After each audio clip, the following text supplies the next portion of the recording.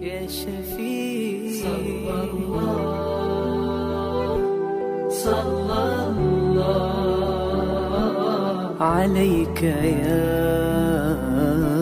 حبيب الله.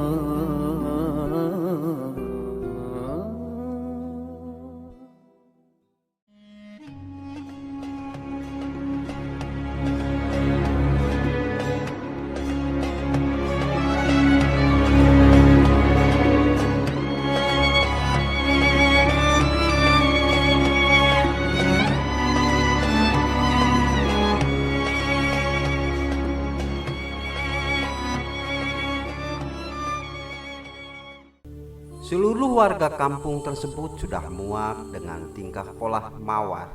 Ya, Mawar Lia Amelia, si pelacur. Ia hanya dianggap sebagai biang kesalahan di kampung. Tidak ada saudara yang bisa membujuk Mawar untuk kembali ke jalan yang benar, karena Mawar tidak pernah mau menggubrisnya. Sebenarnya Mawar adalah anak yang baik. Hanya karena disakiti pacarnya yang menjadikan ia nekat terjun dalam limbah hitam. Mawar masih terus bergulat dengan laki-laki manapun, dari orang kantoran sampai kuli bangunan ia layani. Mereka bebas menikmati tubuhnya yang indah dan seksi asalkan memiliki uang. Seorang kawannya menunjukkan jalan terbaik melampiaskan dendam Mawar pada laki-laki pada keadaan yang kejam terhadapnya. Hari-harinya dilalui dalam pelukan laki-laki yang berbeda-beda silih berganti. Bertahun sudah waktu berlalu, Mawar terjangkit penyakit kronis. Tidak seorang pun kawan, saudara, atau tetangga desa yang peduli kepadanya, apalagi menengok melihat sakitnya. Bahkan ketika meninggal pun dianggap biasa saja, layaknya kematian binatang. Mawar tidak dikubur dengan layak. Orang kampungnya memang termasuk kolot. Jasadnya saja tidak boleh dikuburkan di pemakaman desa. Terkuburlah Mawar sang pelacur pada suatu tempat di tanah kosong. Dia dikuburkan ala kadarnya oleh seorang teman dekatnya sesama pelacur. Dia meratapi kematian Mawar hanya seorang diri. 5 tahun sudah waktu berlalu dari saat itu, saat pengubur mayat. Tidak seorang pun yang mengenang Mawar.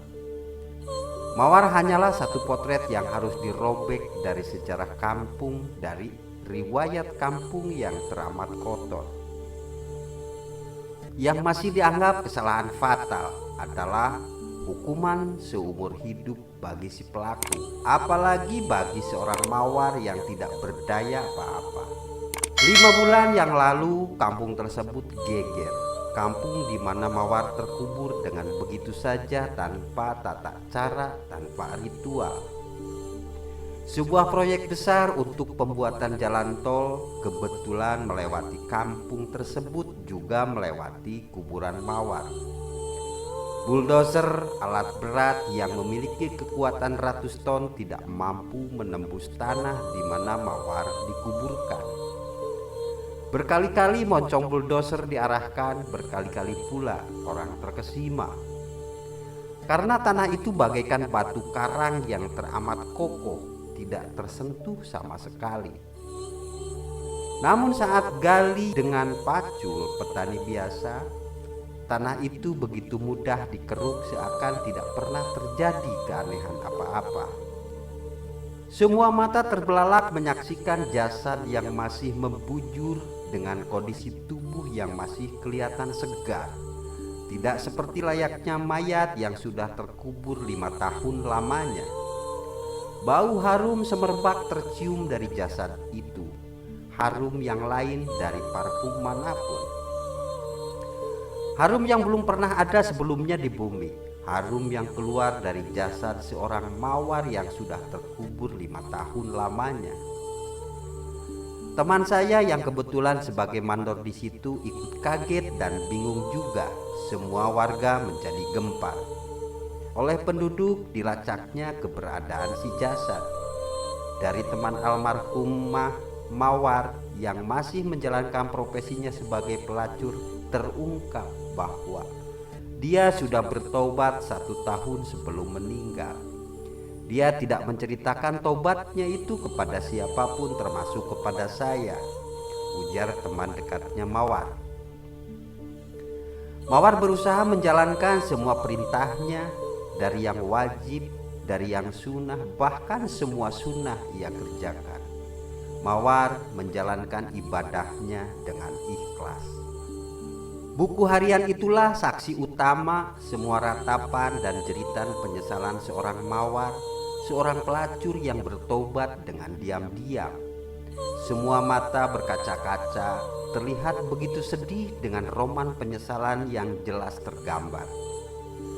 Hari itu pemakaman Mawar, pemakaman kembali seorang bekas pelacur yang pernah terhina begitu rupa.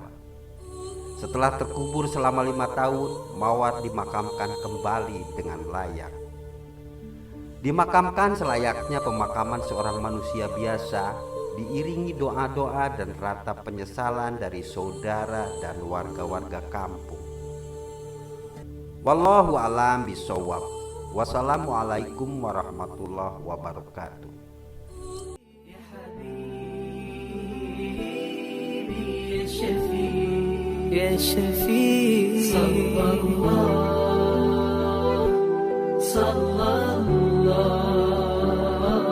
عليك يا